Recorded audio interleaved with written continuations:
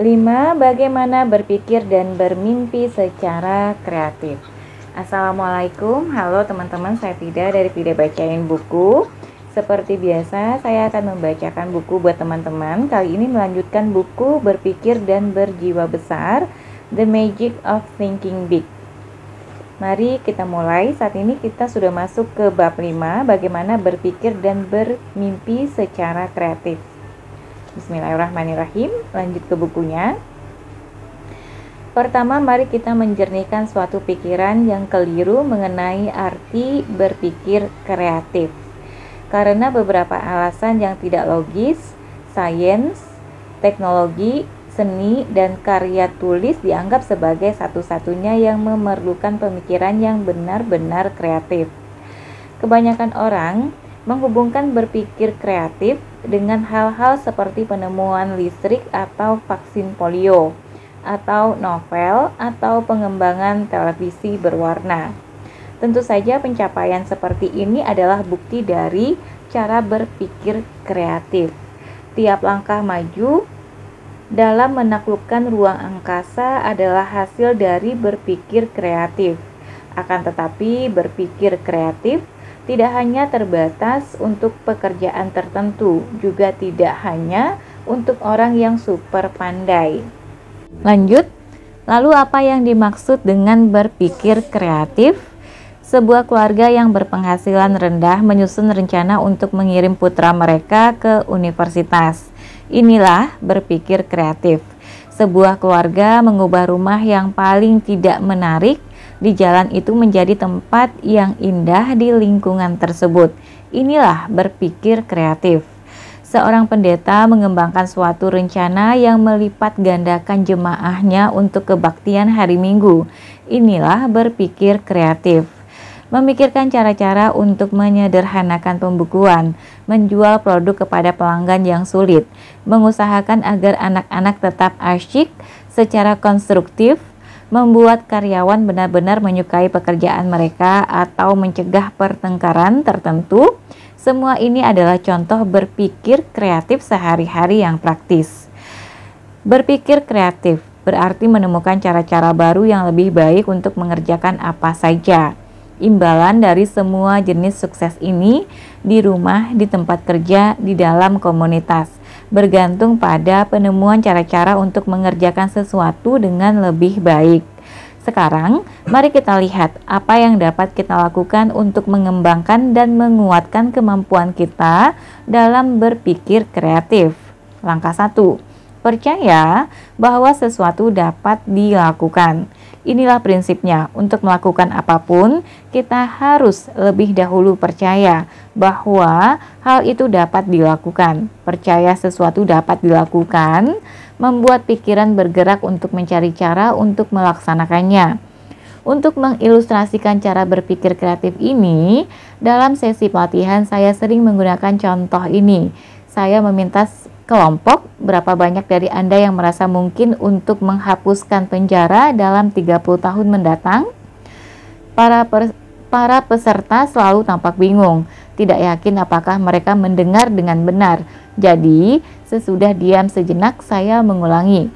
Berapa banyak dari Anda yang merasa mungkin untuk menghapuskan penjara dalam 30 tahun mendatang?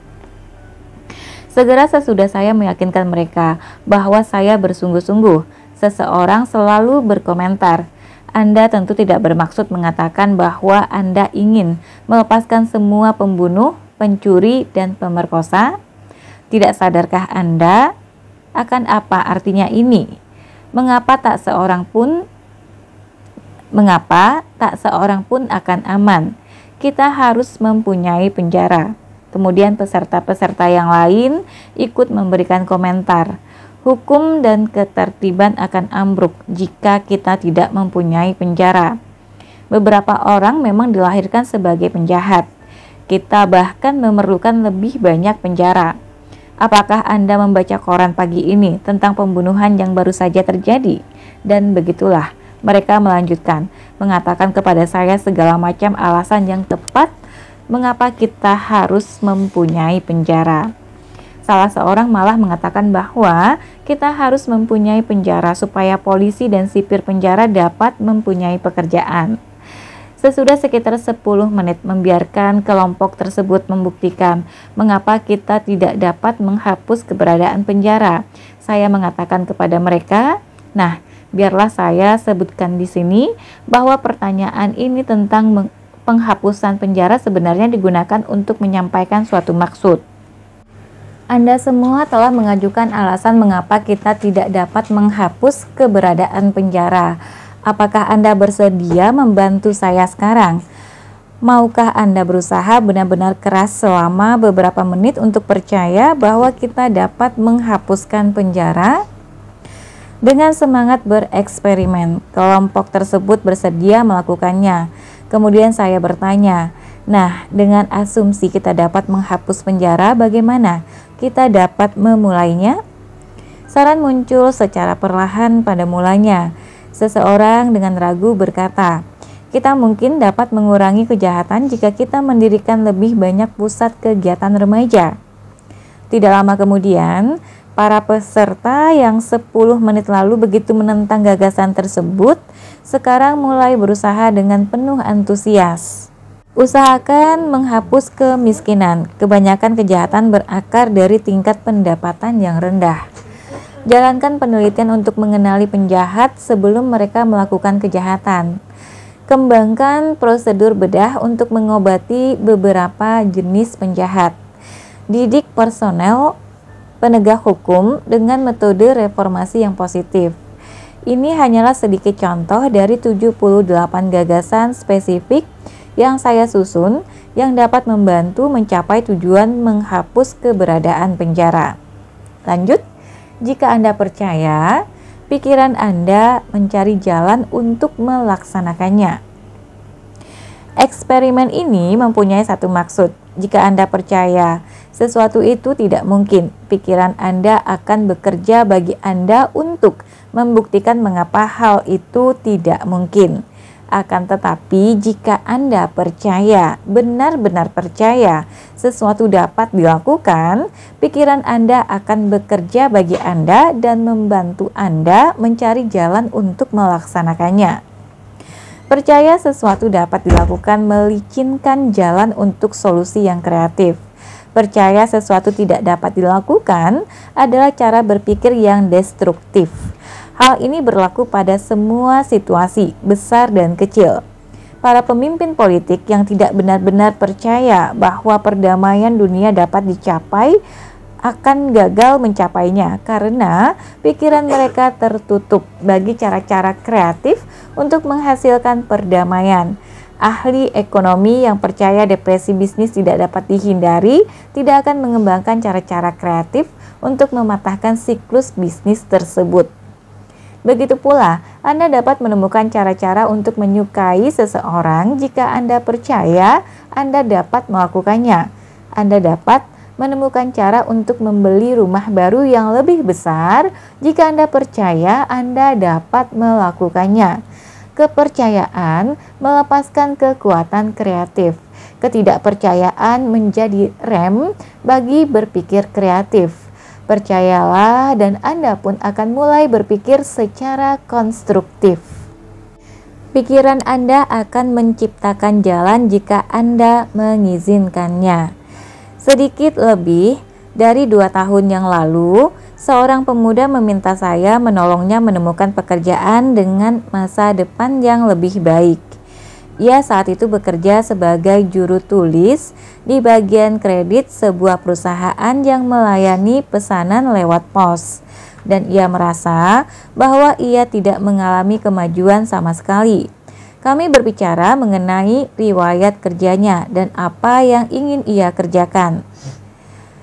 Sesudah mengetahui sesuatu tentang dirinya, saya berkata, saya sangat mengagumi Anda karena ingin menaiki jenjang menuju pekerjaan yang lebih baik dengan tanggung jawab yang lebih besar. Akan tetapi, untuk memulai dalam pekerjaan jenis yang Anda inginkan, mensyaratkan gelar profesional sekarang ini, boleh saya sarankan Anda agar mengikuti kelas malam untuk mendapatkan gelar yang diperlukan. Kemudian saya yakin Anda dapat memperoleh pekerjaan yang Anda inginkan dan dengan perusahaan yang Anda inginkan. Bulan lalu, ia lulus dalam ujian akhirnya dan bekerja sebagai manajemen trainee untuk sebuah perusahaan besar. Ia saat itu berusia 24 tahun, menikah dan mempunyai 1 anak dan 1 lagi segera menyusul. Akan tetapi, ia berhasil meyakinkan dirinya sendiri bahwa ia tetap dapat meluangkan waktu untuk belajar secara berhasil dan ia memang berhasil. Di mana kemauan, di situ ada jalan. Percayalah, sesuatu itu dapat dilakukan. Inilah dasar bagi berpikir kreatif. Di bawah ini adalah 2 saran untuk membantu Anda mengembangkan kekuatan kreatif melalui kepercayaan. 1. Hapus kata tidak mungkin, baik dari pikiran Anda maupun kosakata pembicaraan Anda. Tidak mungkin adalah kata kegagalan. Pikiran, ini tidak mungkin. Memulai reaksi berantai dari pikiran lain untuk membuktikan bahwa Anda benar. 2. Pikirkan sesuatu yang istimewa yang selama ini Anda inginkan, tetapi Anda rasa Anda tidak dapat melakukannya. Sekarang, buat sebuah daftar alasan mengapa Anda dapat melakukannya. Banyak dari kita mengalahkan dan menaklukkan keinginan kita hanya karena kita berkonsentrasi pada mengapa kita tidak dapat. Sementara satu-satunya hal yang layak untuk konsentrasi mental kita adalah mengapa kita dapat. Belum lama ini saya membaca suatu artikel koran yang mengatakan bahwa ada terlalu banyak wilayah atau negara bagian di kebanyakan negara. Artikel tersebut menunjukkan bahwa kebanyakan perbatasan wilayah ditetapkan beberapa dasawarsa sebelum mobil pertama dibuat. Dan ketika kereta kuda merupakan satu-satunya alat transportasi utama. Akan tetapi dewasa ini dengan mobil yang cepat dan jalan yang bagus tidak ada alasan mengapa 3 atau 4 wilayah tidak dapat digabung. Ini akan sangat mengurangi pelayanan rangkap sehingga masyarakat akan benar-benar mendapatkan pelayanan yang lebih baik dengan biaya yang lebih rendah. Penulisan artikel ini mengatakan bahwa ia telah menemukan gagasan yang sangat bagus sehingga ia mewawancarai 30 orang secara acak untuk mendapatkan reaksi mereka. Hasilnya, tak seorang pun menganggap gagasan tersebut memiliki kebaikan, walaupun gagasan tadi akan memberi mereka pemerintahan daerah yang lebih baik dengan biaya yang lebih murah. Itulah contoh dari cara berpikir tradisional. Pemikiran tradisional menjadi lumpuh. Ia bernalar, keadaannya sudah begini selama ratusan tahun. Jadi keadaan ini pasti baik dan harus tetap begini. Mengapa mengambil risiko dengan mengubahnya? Rata-rata orang selalu menolak kemajuan. Banyak yang menentang mobil atas dasar alam menciptakan kita untuk berjalan atau menggunakan kuda. Pesawat terbang tampak drastis bagi banyak orang. Manusia tidak berhak memasuki bidang wewenang yang dikhususkan untuk burung. Banyak penganut status quo tetap berkeras bahwa manusia tidak boleh berurusan dengan ruang angkasa. Seorang ahli peluru kendali belum lama ini memberikan jawaban untuk cara berpikir jenis ini. Dr. Von Braun berkata, manusia berhak pergi kemanapun yang ia kehendaki. Sekitar tahun 1900, seorang wiraniaga menemukan suatu prinsip ilmiah manajemen penjualan. Prinsip ini mendapat banyak publisitas dan bahkan dimuat di dalam beberapa buku teks. Prinsip tersebut adalah ini. Ada satu cara terbaik untuk menjual suatu produk. Temukan cara terbaik tersebut, kemudian jangan pernah menyimpang darinya. Untunglah bagi perusahaan orang ini, pemimpin yang baru datang tepat pada waktunya untuk menyelamatkan organisasi tersebut dari kehancuran keuangan.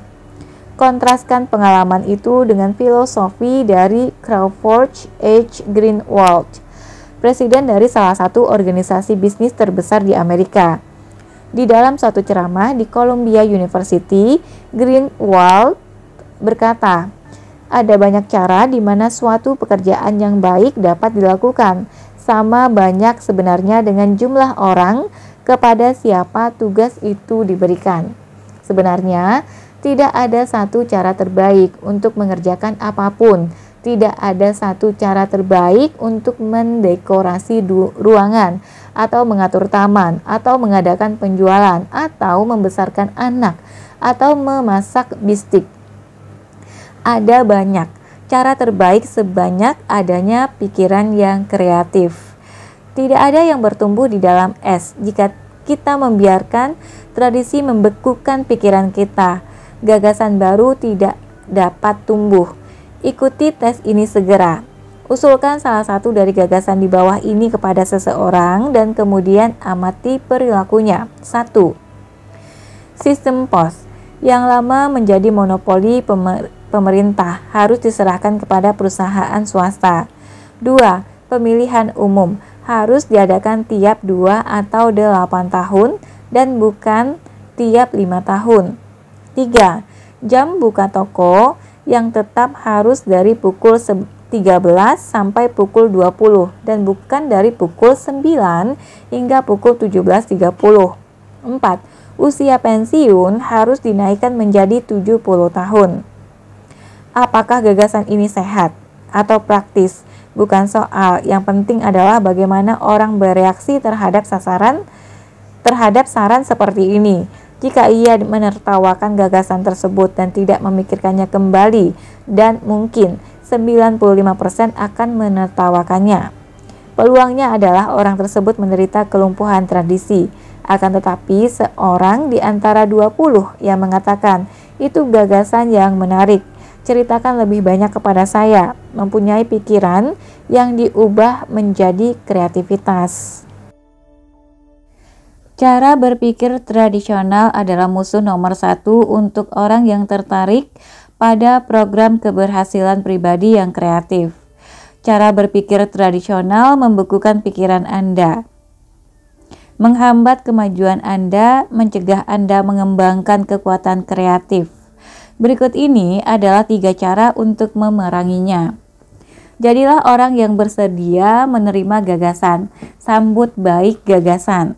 Hancurkan pikiran penghalang seperti tidak akan berhasil, tidak dapat dikerjakan, ini tidak ada gunanya, dan ini tindakan bodoh.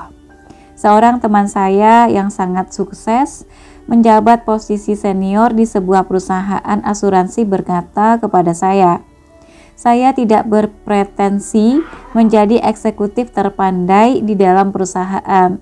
Akan tetapi, saya kira saya adalah spons terbaik di dalam industri asuransi. Saya selalu berusaha menyerap semua gagasan bagus sedapat mungkin. 2. Jadilah orang yang suka bereksperimen. Dobraklah rutin yang tetap. Pergilah ke restoran baru, beli buku baru, kunjungi teater baru, dapatkan teman baru. Ambil rute yang berbeda ke tempat kerja pada hari tertentu. Ambil jenis liburan yang berbeda tahun ini. Sesuatu yang baru dan berbeda akhir pekan ini. Jika Anda bekerja di bagian distribusi, kembangkan minat akan produksi, akunting, keuangan, dan unsur lain dalam bisnis. Ini memberi Anda keluasan pengetahuan dan menyiapkan Anda untuk tanggung jawab yang lebih besar. 3. Jadilah progresif, bukan regresif. Bukan itulah cara kami biasa mengerjakan, maka kami harus mengerjakannya dengan cara itu. Bukan, itulah cara kami biasa mengerjakannya. Maka kami harus mengerjakannya dengan cara itu. Melainkan bagaimana kami dapat mengerjakannya lebih baik daripada dengan cara yang biasa saya lakukan. Bukan cara berpikir mundur, regresif, melainkan cara berpikir maju, progresif. Karena Anda bangun pukul 5.30 untuk mengantar surat kabar atau memerah susu sewaktu saya masih anak-anak, tidak harus berarti ide yang bagus untuk meminta anak Anda melakukan hal yang sama. Bayangkan apa yang akan terjadi, misalnya pada Ford Motor Company, jika manajemennya membiarkan diri berpikir, tahun ini kita sudah mengembangkan mobil paling sempurna. Perbaikan lebih lanjut tidak mungkin dilakukan. Oleh karena itu, semua kegiatan rekayasa dan desain eksperimental dengan ini diakhiri secara permanen. Tidak peduli betapapun besarnya perusahaan tersebut akan susut dengan cepat jika bersikap demikian. Orang yang sukses, seperti halnya perusahaan yang sukses, selalu bertanya, bagaimana saya dapat meningkatkan kualitas prestasi saya? Bagaimana saya dapat bekerja lebih baik? Kesempurnaan absolut di dalam semua pengertian manusia, dari pengembangan peluru kendali hingga pengasuhan anak, tidak mungkin dicapai. Ini berarti ada peluang yang tak ada habisnya untuk perbaikan. Orang sukses mengetahui hal ini dan mereka selalu mencari cara yang lebih baik. Catatan: orang sukses tidak bertanya, dapatkah saya mengerjakannya dengan lebih baik? Ia tahu ia dapat. Jadi ia menyusun pertanyaannya, bagaimana saya dapat mengerjakannya dengan lebih baik?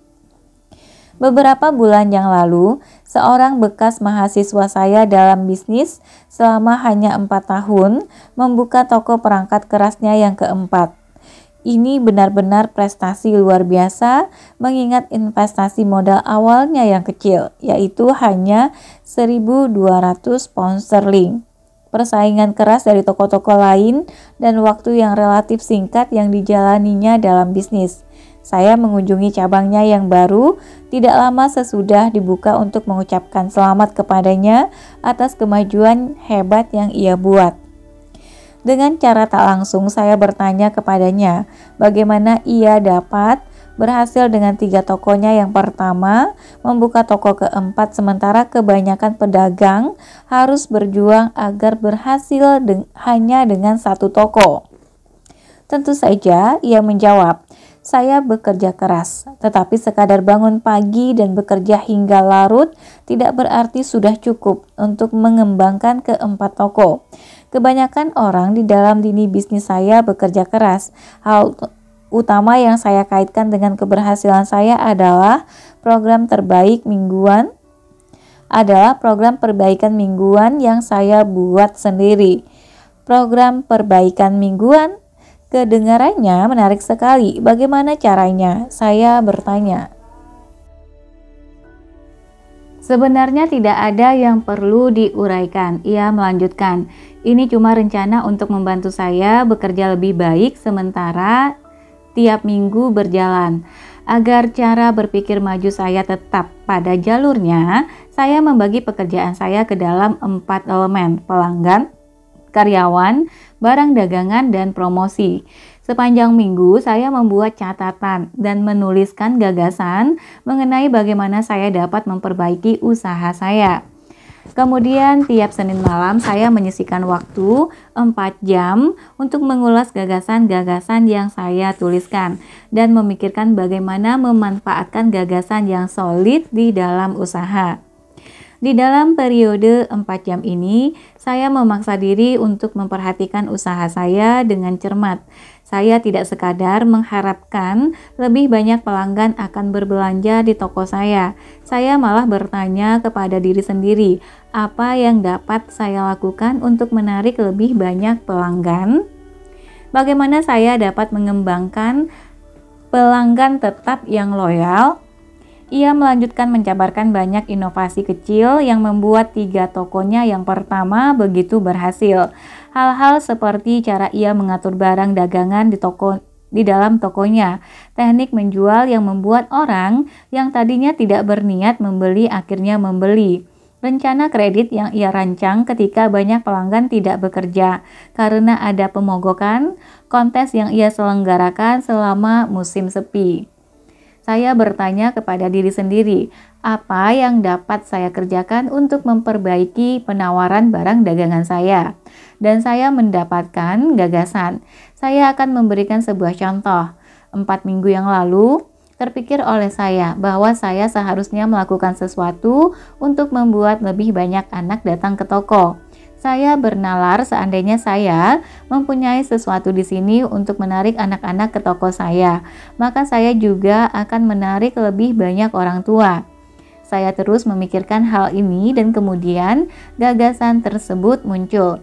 Bariskan mainan kecil untuk anak-anak usia 4 hingga 8 tahun. Cara ini berhasil. Mainan tersebut hanya membutuhkan tempat sedikit dan saya memperoleh keuntungan besar dari mainan tersebut. Namun yang paling penting adalah mainan tersebut menaikkan jumlah pelanggan toko. Percayalah kepada saya, ia melanjutkan. Rencana perbaikan mingguan tersebut berhasil. Dengan bertanya kepada diri sendiri secara sadar, bagaimana saya dapat melakukan pekerjaan yang lebih baik, saya menemukan jawabannya. Jarang sekali pada hari Senin malam, saya tidak memikirkan sesuatu rencana atau teknik yang membuat ikhtisar laba rugi saya tampak lebih baik. Dan saya belajar sesuatu yang lain mengenai seni dagang yang berhasil pula. Sesuatu yang saya kira semua orang yang terjun ke dalam bisnis sendiri harus mengetahuinya. Apa itu? Tanya saya. Cuma ini, yang penting bukan apa yang Anda ketahui pada waktu Anda memulai, melainkan apa yang Anda pelajari dan Anda gunakan sesudah Anda membuka pintu. Keberhasilan besar mensyaratkan orang terus-menerus menetapkan standar yang lebih tinggi untuk diri sendiri dan orang lain. Orang yang mencari cara-cara untuk meningkatkan efisiensi untuk mendapatkan lebih banyak keluaran dengan biaya yang lebih rendah, mengerjakan lebih banyak dengan lebih sedikit tenaga. Keberhasilan puncak hanya diperuntukkan bagi jenis orang yang berpendirian. Saya dapat mengerjakannya dengan lebih baik. General Electric menggunakan slogan, "Kemajuan adalah produk kami yang paling penting."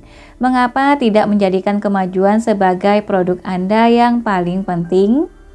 Filosofi saya dapat mengerjakannya dengan lebih baik menghasilkan mukjizat. Ketika Anda bertanya kepada diri sendiri, bagaimana saya dapat bekerja dengan lebih baik? Kekuatan kreatif Anda dihidupkan dan cara-cara untuk mengerjakan segala sesuatunya dengan lebih baik muncul dengan sendirinya. Inilah latihan sehari-hari yang akan membantu Anda menemukan dan mengembangkan kekuatan sikap. Saya dapat mengerjakannya dengan lebih baik. Tiap hari sebelum mulai bekerja, luangkan waktu 10 menit untuk berpikir bagaimana saya dapat melakukan pekerjaan dengan lebih baik hari ini. Tanyakan apa yang dapat saya lakukan untuk pelanggan saya, bagaimana saya dapat meningkatkan efisiensi pribadi saya. Latihan ini sederhana tetapi manjur. Cobalah dan Anda akan menemukan cara-cara kreatif yang tak terbatas untuk mendapatkan keberhasilan yang lebih besar. Hampir setiap kali saya dan istri saya berkumpul dengan pasangan tertentu, percakapan pun beralih ke topik tentang istri yang bekerja. Nyonya S sudah bekerja selama beberapa tahun sebelum menikah dan ia benar-benar menyukainya. Akan tetapi sekarang, ia akan mengatakan saya mempunyai 2 anak usia sekolah, rumah untuk diurus dan makanan untuk disiapkan. Saya benar-benar tidak punya waktu. Kemudian suatu minggu petang, Tuan dan Nyonya S beserta anak-anak mereka terlibat dalam kecelakaan mobil. Nyonya S dan anak-anak lolos dari cedera serius, tetapi Tuan S mengalami cedera punggung yang membuatnya lumpuh secara permanen. Sekarang Nyonya S tidak punya pilihan selain bekerja.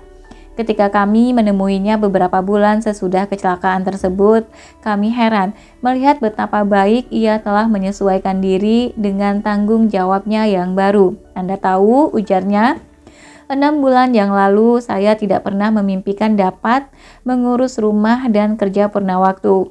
Namun sesudah kecelakaan tersebut, saya benar-benar memutuskan bahwa saya harus dapat meluangkan waktu. Percayalah, efisiensi meningkat 100%. Saya mendapatkan banyak hal yang saya kerjakan selama ini tidak perlu dikerjakan sama sekali. Kemudian saya merasakan bahwa anak-anak dapat dan mau membantu saya. Saya melihat lusinan cara untuk menghemat waktu, lebih sedikit perjalanan ke toko, lebih sedikit menonton televisi, kurangi menelpon, kurangi hal-hal yang menghabiskan waktu. Pengalaman memberi kami suatu pelajaran. Kapasitas adalah keadaan pikiran. Berapa banyak yang dapat kita kerjakan bergantung pada berapa banyak kita berpikir kita dapat melakukannya. Jika Anda benar-benar percaya Anda dapat mengerjakan lebih banyak, pikiran Anda berpikir secara kreatif dan memperlihatkan caranya kepada Anda. Seorang eksekutif bank mengisahkan pengalaman pribadinya mengenai kapasitas kerja. Salah seorang dari para eksekutif di bank meninggalkan kami dengan pemberitahuan yang sangat mendadak.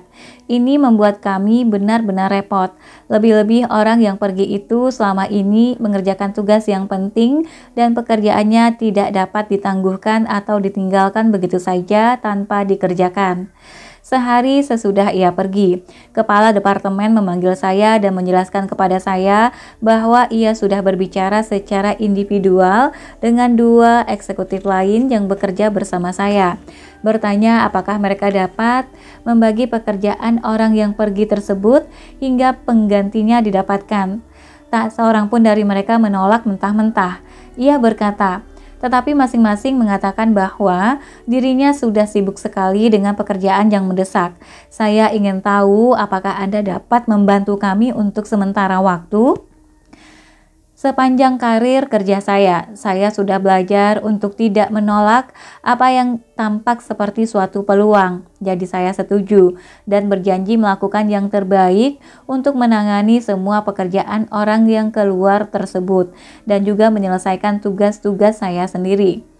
Kepala departemen sangat senang. Saya berjalan keluar kantornya dengan mengetahui bahwa saya sudah mengambil tugas yang besar. Saya sama sibuknya dengan 2 karyawan lain yang menolak tugas ekstra ini. Akan tetapi, saya bertekad menemukan jalan untuk menangani kedua pekerjaan. Saya menyelesaikan pekerjaan saya sendiri siang itu, dan ketika kantor tutup, saya duduk untuk memikirkan bagaimana saya dapat meningkatkan efisiensi pribadi saya. Saya mengambil pensil dan menuliskan tiap gagasan yang muncul. Dan Anda tahu, saya mendapatkan beberapa gagasan yang sangat bagus, seperti menyusun pengaturan dengan sekretaris saya untuk menyalurkan semua telepon rutin untuk saya selama jam tertentu tiap hari. Mengumpulkan semua telepon keluar selama jam tertentu, mengurangi jam rapat saya yang biasa dari 15 menit menjadi 10 menit, memberikan semua dikte saya pada satu kesempatan sekaligus setiap hari. Saya juga melihat sekretaris saya dapat dan bersemangat untuk mengambil alih beberapa pekerjaan kecil yang menghabiskan waktu untuk saya. Saya sudah berada dalam posisi saya yang sekarang selama 2 tahun dan terus terang saya heran mendapatkan berapa banyak ketidakefisienan yang saya biarkan masuk.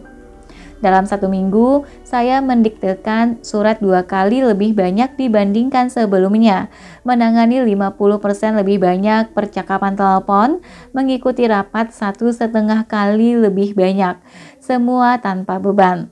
2 minggu berlalu, atasan saya memanggil saya ke kantornya. Ia memuji pekerjaan yang baik. Ia melanjutkan dan mengatakan bahwa ia sudah memeriksa beberapa orang baik dari dalam maupun dari luar. dari luar bank, tetapi ia belum menemukan orang yang tepat untuk pekerjaan yang lowong tersebut. Kemudian ia mengakui bahwa ia harus membicarakan persoalan tersebut dengan para direktur dan mereka memberinya wewenang untuk menggabungkan kedua pekerjaan, menempatkan keduanya di bawah tanggung jawab saya dan memberi saya kenaikan gaji yang besar. Saya membuktikan kepada diri saya sendiri bahwa berapa banyak yang dapat saya kerjakan bergantung pada berapa banyak saya pikir yang dapat saya kerjakan. Kapasitas benar-benar merupakan keadaan pikiran. Setiap hari tampaknya ini terjadi di dalam dunia bisnis yang bergerak cepat. Bos memanggil karyawan dan menjelaskan bahwa suatu tugas khusus harus diselesaikan. Kemudian ia berkata, "Saya tahu Anda sibuk, tetapi dapatkah Anda menangani ini?" Terlalu sering karyawan tersebut menjawab dengan, "Maafkan saya, tetapi saya sudah begitu sibuk. Saya berharap dapat menerimanya, tetapi saya benar-benar terlalu sibuk." Dalam keadaan tersebut, bos tidak dapat memaksakan kehendaknya atas karyawan bersangkutan, karena ini memang tugas ekstra. Akan tetapi, sang bos sadar bahwa tugas harus dilaksanakan, dan ia akan terus mencari hingga ia menemukan karyawan yang sama sibuknya dengan yang lain, tetapi yang merasa ia dapat menerima lebih banyak, dan karyawan ini adalah orang yang akan maju. Dalam bisnis, di rumah, di dalam komunitas, dan kombinasi keberhasilan adalah mengerjakan apa yang Anda kerjakan dengan lebih baik, meningkatkan kualitas keluaran Anda, dan mengerjakan lebih banyak daripada yang Anda kerjakan, menaikkan kuantitas keluaran Anda. Anda yakin ada imbalan untuk bekerja lebih banyak dan lebih baik? Kalau begitu, coba prosedur 2 langkah ini. 1. Terimalah dengan keinginan yang besar peluang untuk bekerja lebih banyak. Adalah pujian jika Anda diminta untuk menerima tanggung jawab baru. Menerima tanggung jawab yang lebih besar dalam pekerjaan membuat Anda menonjol dan memperlihatkan bahwa Anda lebih berharga. Jika tetangga Anda meminta Anda mewakili mereka dalam pertemuan lingkungan, terimalah. Hal ini membantu Anda menjadi pemimpin masyarakat. 2. Berikutnya, konsentrasilah pada bagaimana saya dapat melakukan lebih banyak. Jawaban kreatif akan muncul. Beberapa dari jawaban ini mungkin berupa perencanaan dan organisasi yang lebih baik atas pekerjaan Anda yang sekarang, atau pengambilan jalan pintas dalam aktivitas rutin Anda, atau mungkin penghapusan aktivitas yang tidak penting sama sekali. Akan tetapi, biar saya ulangi, pemecahan untuk mengerjakan lebih banyak akan muncul. Sebagai kebijakan pribadi, saya menerima sepenuhnya konsep, jika Anda menginginkan sesuatu diselesaikan, berikanlah sesuatu itu kepada orang yang sibuk. Saya menolak mengerjakan proyek penting bersama orang yang mempunyai banyak waktu luang. Saya belajar dari pengalaman yang menyakitkan dan mahal bahwa orang yang mempunyai banyak waktu merupakan pasangan kerja yang tidak efektif. Semua orang sukses dan cakap yang saya kenal adalah orang sibuk.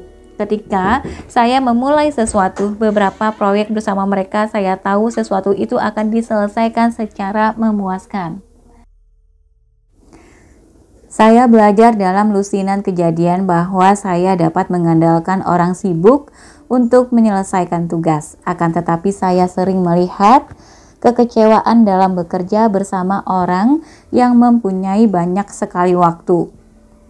Manajemen bisnis yang progresif terus-menerus bertanya, apa yang dapat kami kerjakan untuk meluaskan keluaran? Mengapa tidak bertanya kepada diri sendiri, apa yang dapat saya lakukan untuk meluaskan keluaran saya? Pikiran Anda akan secara kreatif memperlihatkan kepada Anda bagaimana caranya. Dalam ratusan wawancara dengan orang pada segala tingkat, saya membuat penemuan ini. Semakin besar orang bersangkutan, semakin cenderung ia mendorong Anda untuk berbicara. Semakin kecil orang bersangkutan, semakin cenderung ia mengkhotbahi Anda. Orang besar memonopoli kegiatan mendengarkan. Orang kecil memonopoli kegiatan berbicara.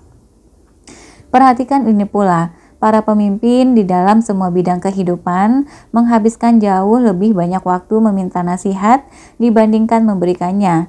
Sebelum seorang pemimpin mengambil keputusan, ia berkata, "Bagaimana menurut Anda tentang hal ini?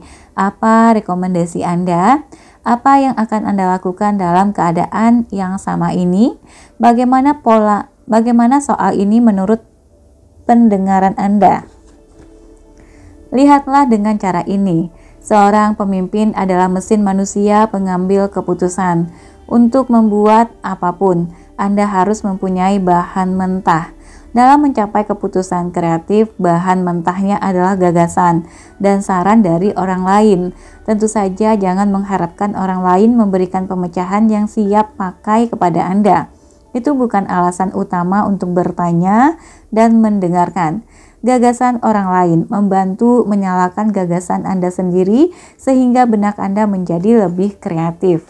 Belum lama ini saya berpartisipasi sebagai instruktur staf di dalam sebuah kursus manajemen eksekutif.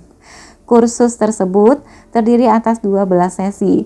Salah satu dari pokok-pokok tiap pertemuan adalah diskusi 15 menit dengan salah satu kelompok mengenai topik bagaimana saya memecahkan masalah manajemen yang paling mendesak. Pada sesi ke-9, eksekutif yang gilirannya tiba melakukan sesuatu yang berbeda. Bukannya menceritakan bagaimana ia telah memecahkan masalahnya, ia malah mengumumkan topiknya sebagai dibutuhkan bantuan untuk memecahkan masalah manajemen paling mendesak yang saya hadapi. Ia dengan cepat menguraikan masalahnya dan kemudian meminta gagasan kepada kelompok mengenai cara memecahkannya. Agar pasti ia mendapatkan catatan lengkap dari tiap gagasan yang diusulkan. Ia meminta penulis steno di ruangan tersebut mencatat semua yang diucapkan. Belakangan saya berbicara dengan orang ini dan memuji pendekatannya yang unik. Komentarnya adalah, "Ada beberapa orang yang sangat pandai di dalam kelompok ini. Saya memutuskan untuk mencoba peruntungan saya. Ada kemungkinan besar sesuatu yang dikatakan oleh seseorang selama sesi tersebut mungkin memberi saya petunjuk yang saya perlukan untuk memecahkan masalah tersebut." Catatan: eksekutif ini menyajikan masalahnya, kemudian mendengarkan. Dalam melakukannya, ia memperoleh beberapa bahan mentah untuk pengambilan keputusan, dan sebagai keuntungan tambahan, anggota lain dari hadirin menikmati diskusi tersebut karena memberi mereka kesempatan untuk ambil bagian. Perusahaan yang sukses menginvestasikan uang dalam jumlah besar untuk penelitian konsumen. Mereka menanyakan orang tentang selera, kualitas ukuran, dan penampilan suatu produk. Mendengarkan apa yang dikatakan orang memberikan gagasan yang pasti untuk membuat produk lebih mudah dijual. Kegiatan ini juga memberi saran kepada pengusaha pabrik apa yang harus dikatakan kepada konsumen mengenai produk di dalam iklannya. Produk untuk mengembangkan produk yang berhasil adalah dengan mendapatkan sebanyak mungkin opini, mendengarkan orang yang akan membeli produk tersebut, dan kemudian mendesain produk dan promosinya untuk menyenangkan orang-orang ini. Di dalam sebuah kantor, belum lama ini saya melihat sebuah papan tanda yang bertuliskan untuk menjual kepada John Brown apa yang John Brown beli. Anda harus melihat segala sesuatunya melalui mata John Brown. Dan cara untuk berbagi pandangan dengan John Brown adalah dengan mendengarkan apa yang dikatakan oleh John Brown. Telinga Anda adalah kartu pemasukan Anda. Telinga Anda memberi makan pikiran Anda dengan bahan mentah yang dapat diubah menjadi kekuatan kreatif. Kita tidak belajar apapun dengan berbicara, akan tetapi tidak ada batas pada apa yang dapat kita pelajari dengan bertanya dan mendengarkan. Coba program 3 tahap ini untuk menguatkan kreativitas Anda melalui bertanya dan mendengarkan. 1. Dorong orang lain untuk berbicara. Di dalam percakapan pribadi atau di dalam perusahaan, usahakan agar orang berbicara dengan memberi dorongan kecil, seperti Ceritakan kepada saya tentang pengalaman Anda, atau apa menurut Anda yang harus dilakukan mengenai titik-titik. Apa menurut Anda yang merupakan inti persoalan? Dorong orang lain untuk berbicara dan Anda pun memperoleh kemenangan rangkap dua. Pikiran Anda menyerap bahan mentah yang dapat Anda gunakan untuk menghasilkan pikiran yang kreatif dan Anda mendapatkan teman. Tidak ada cara yang lebih pasti untuk membuat orang lain menyukai Anda dibandingkan mendorong mereka untuk berbicara dengan Anda. Lanjut 2. Uji pandangan Anda dalam bentuk pertanyaan. Biarkan orang lain memandu Anda, menghaluskan dan memoles gagasan Anda. Gunakan pendekatan apa pendapat Anda mengenai saran ini. Jangan bersikap dogmatik. Jangan mengumumkan gagasan segar seolah gagasan itu disajikan di atas piring emas. Lakukan sedikit penelitian informal lebih dahulu. Lihat bagaimana kolega Anda bereaksi terhadapnya. Jika Anda melakukannya, kemungkinan Anda akhirnya akan memperoleh gagasan yang lebih baik. 3. Berkonsentrasilah pada apa yang dikatakan oleh orang lain. Mendengarkan adalah lebih daripada sekadar menutup mulut. Mendengarkan berarti membiarkan apa yang dikatakan menembus ke dalam pikiran Anda. Begitu sering orang berpura-pura mendengarkan ketika mereka sama sekali tidak mendengarkan. Mereka cuma menunggu lawan bicara berhenti sejenak agar mereka dapat mengambil alih pembicaraan.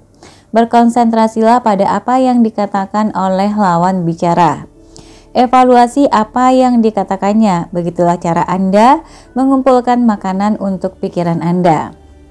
Semakin banyak universitas menawarkan program pelatihan manajemen tingkat lanjutan untuk para eksekutif bisnis senior. Menurut sponsor, keuntungan besar dari program ini bukanlah bahwa para eksekutif tersebut mendapatkan formula yang siap pakai yang dapat mereka gunakan untuk mengoperasikan perusahaan mereka secara lebih efisien. Mereka agaknya mendapatkan manfaat terbesar dari peluang untuk bertukar dan mendiskusikan gagasan baru. Banyak dari program ini mensyaratkan para eksekutif untuk tinggal bersama di dalam asrama. Diringkas menjadi satu kata, para eksekutif memperoleh manfaat terbesar dari stimulasi yang mereka terima. Setahun yang lalu, saya memimpin 2 sesi di sebuah sekolah manajemen penjualan selama 1 minggu. Beberapa minggu kemudian saya bertemu dengan seorang teman yang menjadi wiraniaga yang sudah bekerja untuk salah seorang eksekutif penjualan yang pernah mengikuti sekolah tersebut. Anda di sekolah itu pasti mengajarkan banyak hal kepada manajer penjualan kami untuk mengelola perusahaan dengan baik.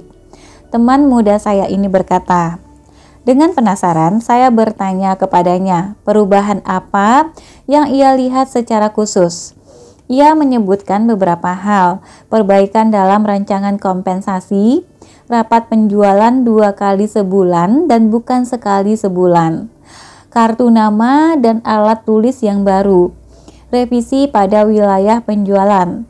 Tak satu pun yang direkomendasikan secara khusus di dalam program pelatihan tersebut. Manajer penjualan tersebut tidak mendapatkan serangkaian teknik yang siap pakai. Ia memperoleh sesuatu yang jauh lebih berharga, stimulasi untuk memikirkan gagasan yang langsung menguntungkan bagi organisasinya sendiri.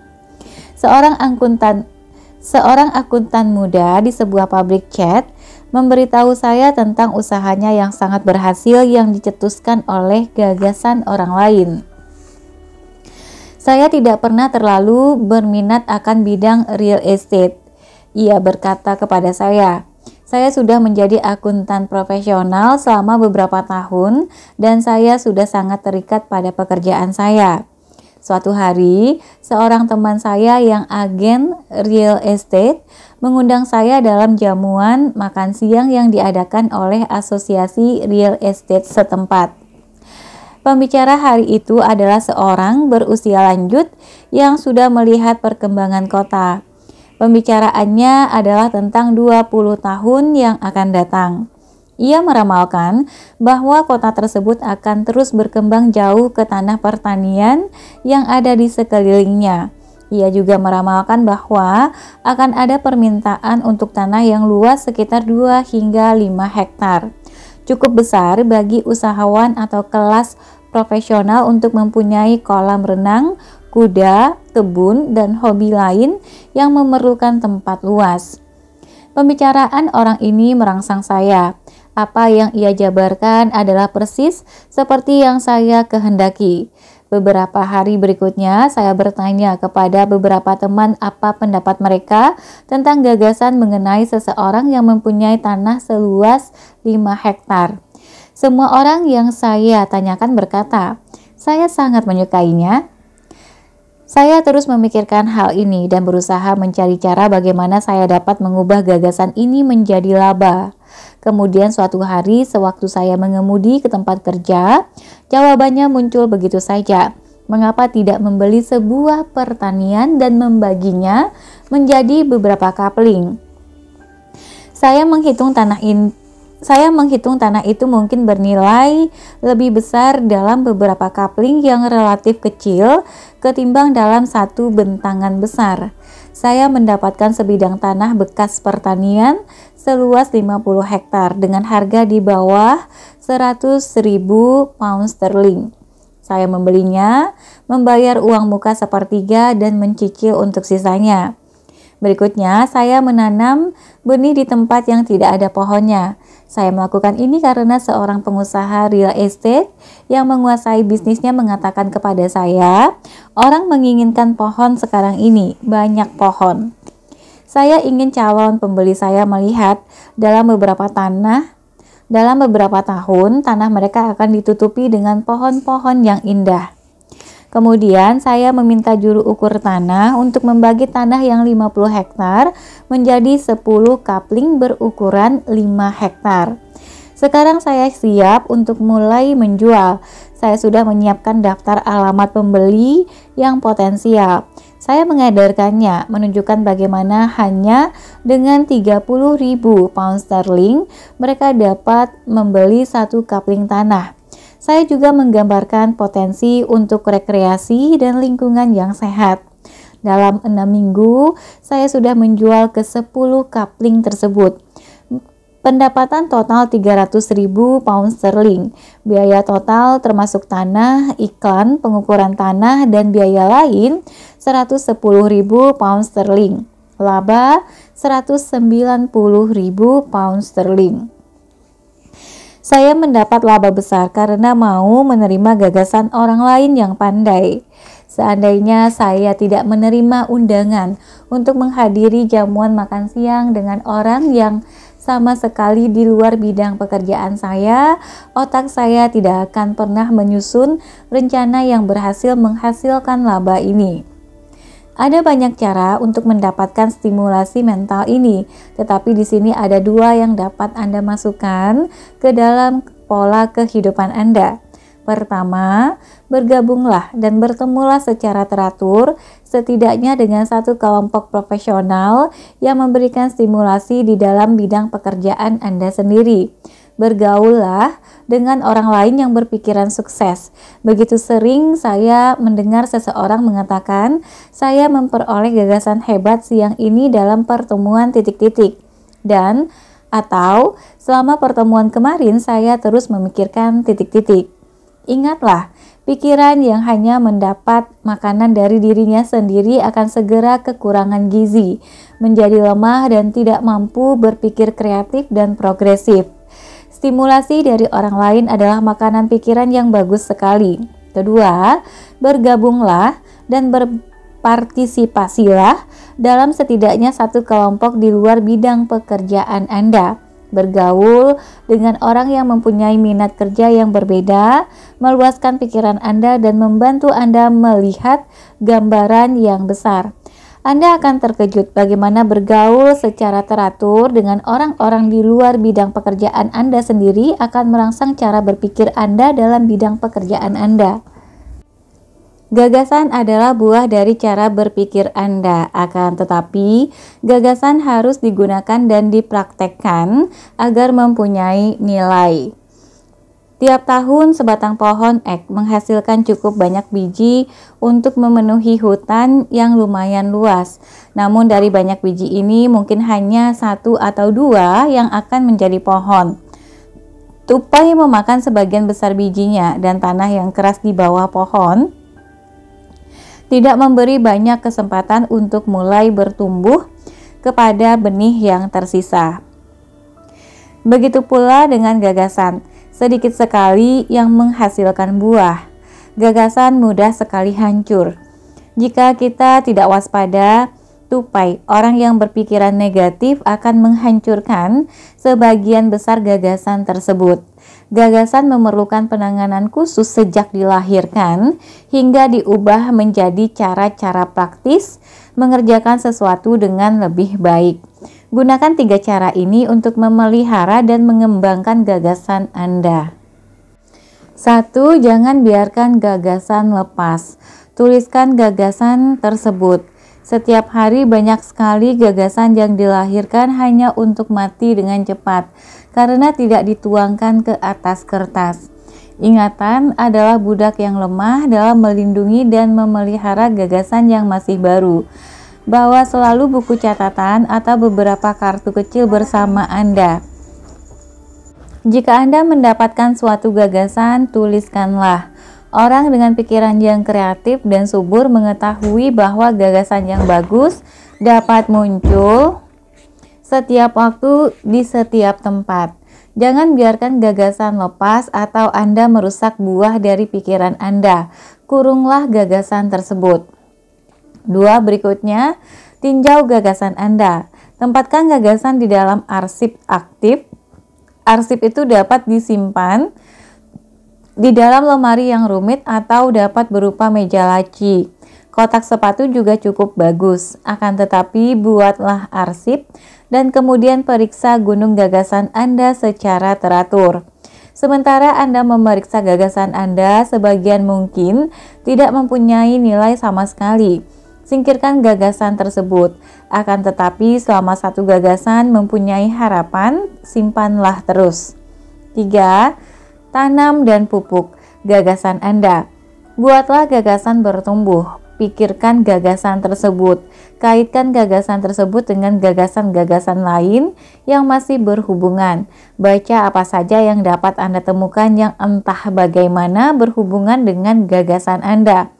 Selidiki semua sudut, kemudian ketika waktunya tiba, buat gagasan itu bekerja untuk diri Anda. Pekerjaan Anda, masa depan Anda. Apabila seorang arsitek memperoleh gagasan untuk suatu gedung baru, ia pun membuat gambar pendahuluan. Apabila ahli periklanan yang kreatif mendapatkan gagasan untuk suatu iklan televisi yang baru, ia memproyeksikannya ke dalam serangkaian gambar yang mengesankan bagaimana gagasan tersebut akan tampak dalam bentuk akhirnya. Jika penulis yang mendapat gagasan, ia pun menyiapkan draft pertama. Catatan, bentuklah gagasan di atas kertas. Ada 2 alasan yang bagus sekali untuk ini.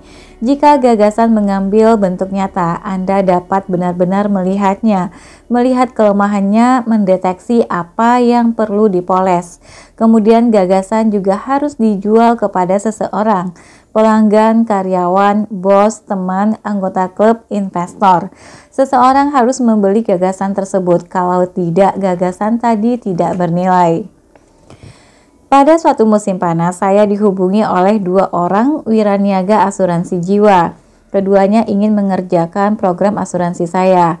Keduanya berjanji akan kembali dengan rencana untuk membuat perubahan yang diperlukan. Wiraniaga pertama memberi saya presentasi lisan. Ia memberitahu saya secara lisan apa yang saya perlukan, tetapi saya segera menjadi bingung. Ia menyampaikan rincian pajak, pilihan, jaminan sosial, semua rincian teknis mengenai asuransi. Terus terang, ia membuat saya bingung dan saya harus mengatakannya demikian kepadanya. Wiraniaga kedua menggunakan pendekatan yang berbeda. Ia membuat rekomendasinya dalam bentuk bagam. Saya dapat memahami proposalnya dengan mudah dan cepat karena saya benar-benar dapat melihatnya. Ia berhasil menjual kepada saya. Putuskan untuk membuat gagasan Anda dalam bentuk yang dapat dijual. Gagasan yang disajikan dalam bentuk gambar atau diagram memiliki daya jual yang jauh lebih besar daripada gagasan yang dijelaskan hanya dalam bentuk lisan. Ringkasan, gunakan alat-alat ini dan berpikirlah secara kreatif. 1. Percaya pada sesuatu dapat dilakukan. 1. Percaya bahwa sesuatu dapat dilakukan. Jika Anda percaya sesuatu dapat dilakukan, pikiran Anda akan mencari cara-cara untuk melakukannya. Percaya akan suatu solusi melicinkan jalan menuju solusi. Hapuskan kata tidak mungkin, tidak akan berhasil, tidak dapat dikerjakan, tidak ada gunanya, mencoba. Tidak ada gunanya mencoba dari pikiran dan kosakata pembicaraan Anda. 2. Jangan biarkan tradisi melumpuhkan pikiran Anda. Bersikaplah menerima gagasan baru, lakukan eksperimen, coba pendekatan baru, bersikaplah progresif dalam semua yang Anda kerjakan. 3. Bertanyalah kepada diri sendiri setiap hari, bagaimana saya dapat bekerja dengan lebih baik? Tidak ada batas untuk perbaikan diri. Ketika Anda bertanya kepada diri sendiri, bagaimana saya dapat bekerja dengan lebih baik? Jawaban yang tepat pun akan muncul. Cobalah dan lihat hasilnya. 4. Bertanyalah kepada diri sendiri, bagaimana saya dapat bekerja lebih banyak? Kapasitas adalah keadaan pikiran. Mengajukan pertanyaan ini kepada diri sendiri membuat pikiran Anda bekerja mencari jalan pintas yang cerdik. Kombinasi yang berhasil di dalam bisnis. Kerjakan apa yang Anda kerjakan dengan lebih baik. Perbaiki kualitas keluaran Anda dan kerjakan lebih banyak apa yang Anda kerjakan. Tingkatkan kuantitas keluaran Anda. 5. Praktekkan bertanya dan mendengarkan. Bertanya dan mendengarkan, maka Anda pun akan memperoleh bahan mentah untuk mencapai keputusan yang tepat. Ingat, orang besar memonopoli kegiatan mendengarkan, orang kecil memonopoli kegiatan berbicara. 6. Bentangkan pikiran Anda. Dapatkan stimulasi, bergaul dengan orang yang dapat membantu Anda memikirkan gagasan baru, cara baru mengerjakan segala sesuatunya. Berbaurlah dengan orang dari minat pekerjaan dan sosial yang berbeda. Oke teman-teman, sampai di sini dulu untuk bab 5 dari buku Berpikir dan Berjiwa Besar. Nanti kita akan ketemu lagi di bab 6. Anda adalah apa yang Anda pikirkan mengenai diri Anda. Terima kasih sudah mendengarkan sampai akhir. Semoga yang dibacakan bisa bermanfaat untuk teman-teman semua. Dan terima kasih banyak untuk teman-teman yang sudah mau melakukan like, comment, subscribe, dan membagikan postingan untuk saya, video ini untuk saya. Apa yang teman-teman lakukan sangat berarti untuk saya dan pertumbuhan channel ini. Karena dengan bantuan teman-teman, channel ini yang hanya dari beberapa orang isinya sekarang udah hampir 1000-an. Terima kasih banyak telah bertumbuh bersama dan sampai jumpa. Assalamualaikum warahmatullahi wabarakatuh.